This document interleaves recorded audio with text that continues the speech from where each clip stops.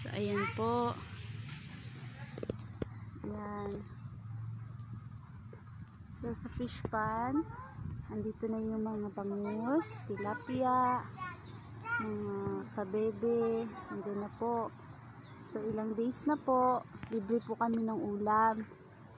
Kasi po, yung uncle po namin, namimingwit po ng tilapia. Ayan, ang sarap. Fresh na fresh po.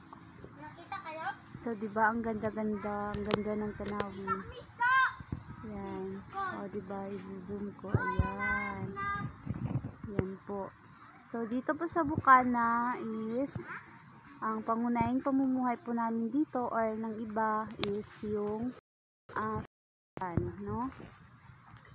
Minsan, sa fish pan, merong failed, merong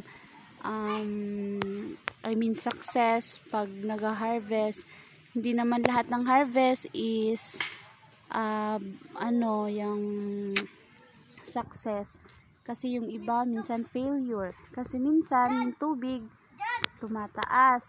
Kapag tumataas, minsan umaapaw, tapos yung mga isda, ayun. Yan. Si Nash na ay nakakita daw po ng tilapia. Aray, so ayan. Bababa na po ako.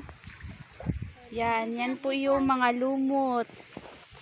Ayan po, yan. Yan po yung mga pagkain ng mga isda. Ayan. Diba? Ayan, wait lang guys. Ito po yung bakaw. Yan. Yan. So, ayan po yung mga bata na gustong makahuli ng tilapia pang ulam namin mamaya. Ayan. Hi, Jan. Hello. B, anong ginagawa nyo? Gulisda. Oh. Ayan. Sana makahuli sila para may ulam kay mamaya. Ayan. So, ayun. Ang ganda. Only here in Bukana, Kalanganan, Cotabato City. Ayan. Ang ganda-ganda. So, ayan. Aray ko. Ayan. Dandahan po. Ayan. Ayan po yung lablab.